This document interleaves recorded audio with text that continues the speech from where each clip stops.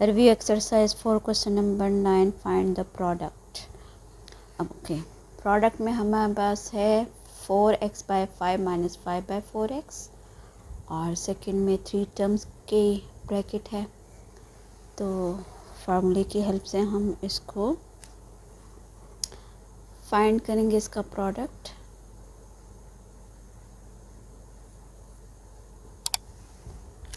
So we have 4x/5 minus 5/4x into 16x² by 25 plus 25/16x² plus 1। Okay जी, यहाँ हम formula apply करेंगे। Apply formula,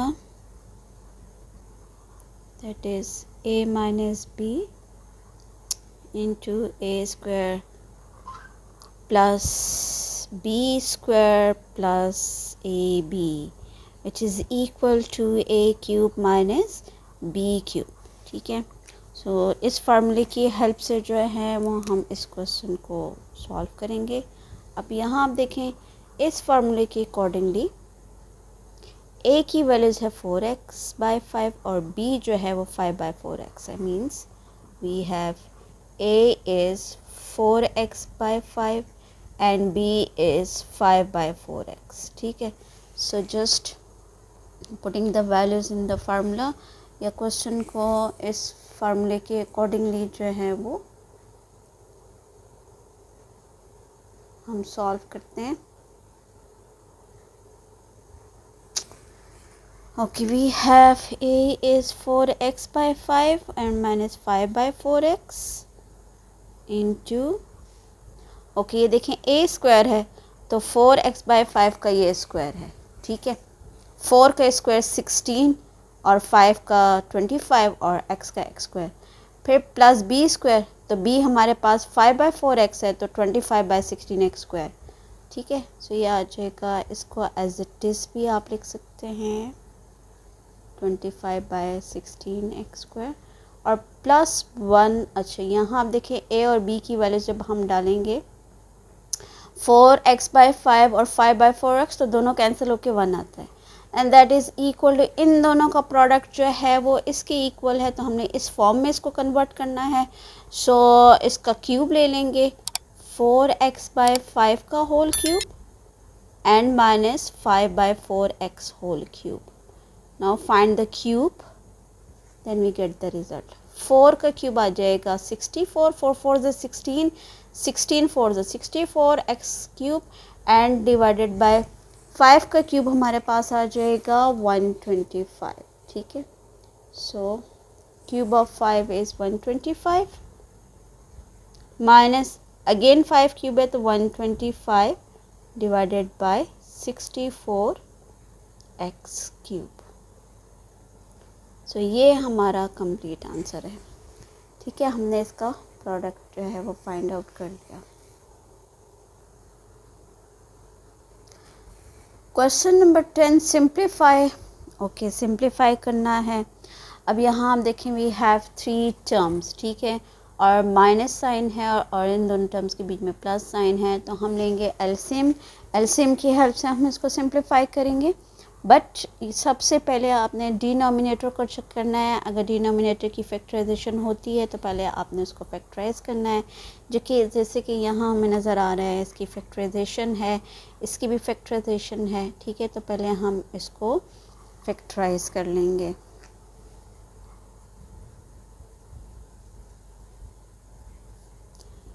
okay, 2x², तो हम यहीं पे इसके फैक्टर्स a² माइनस b² का फार्मूला है, तो ये a होल स्क्वायर और 16 4 का स्क्वायर है। ठीक है, माइनस x बाय ये आ जाएगा जी x होल स्क्वायर और ये 4 जो है वो 2 का होल स्क्वायर है, और ये x प्लस 2 ऑलरेडी फैक्टर है तो इसको एज इट इज़ लिख देंगे।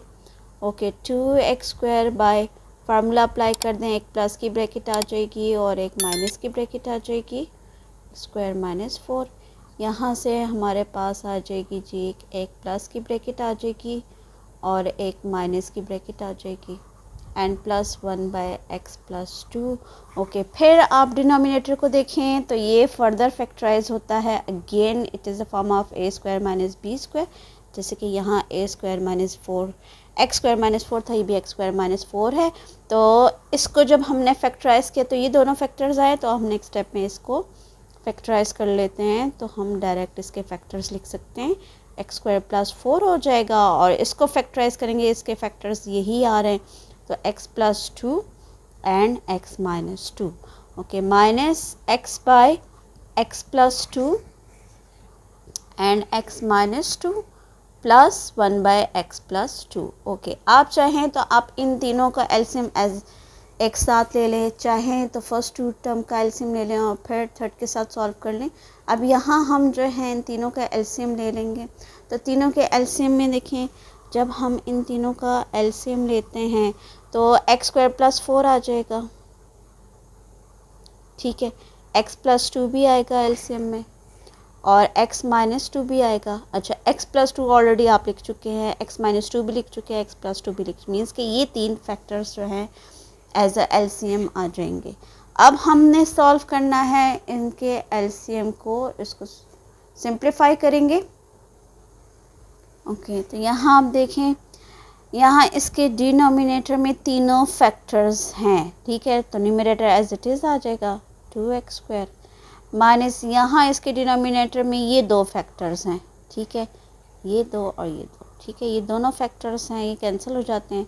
तो इस x के साथ आ जाएगा ये x² + 4 प्लस, ओके, यहाँ x+2 कैंसिल होगा, ये वाला फैक्टर कैंसिल होगा, तो ये दोनों फैक्टर्स आ जाएंगे 1 के साथ। तो x² + 4 एंड x-2।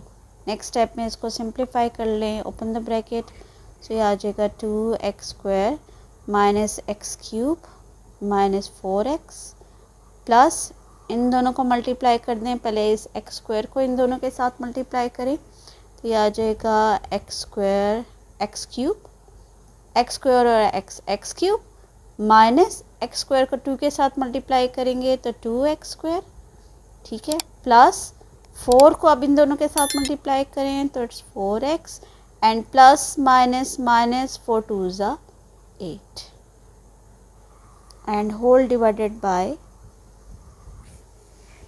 यही जो फैक्टर्स आए थे वो लिख लें,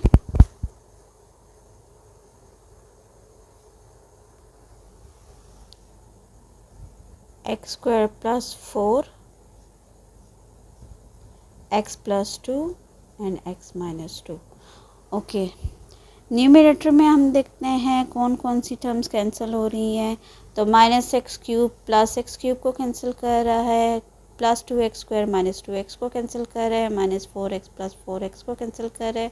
एट द एंड हमारे पास आंसर आ जाता है जी -8 एंड डिवाइडेड बाय, अब ज़ाहिर है ये दोनों फैक्टर्स, तीनों फैक्टर्स, इन तीनों को मल्टीप्लाई करके सिंप्लीफाइड फॉर्म में लिख लें तो x² + 4, इन दोनों का प्रोडक्ट हमारे पास आ जाएगा x² - 4, ठीक है। अगेन ये देखिए, एक प्लस की ब्रैकेट एक माइनस की, तो फर्दर सिंप्लीफाइड फॉर्म हमारे पास आ जाएगी x⁴ - 16, ठीक है। तो रिवर्स में आपने डायरेक्ट आंसर जो है वो फैक्टर्स को जो भी है उसको फर्दर मल्टीप्लाई करके आंसर कंप्लीट कर देना है। तो -8/x4 - 16 इज़ कंप्लीट आंसर। यहाँ आके हमारी रिव्यू एक्सरसाइज का एंड हो जाता है, ठीक है। ये सारे क्वेश्चंस रिव्यू के हमने कर लिए हैं अपलोड। आई होप कि आपको समझ आ रही हो। कमेंट्स में ज़रूर मेंशन करें, प्लीज़ सब्सक्राइब करें मेरे चैनल को और कमेंट ज़रूर किया करें। Thank you.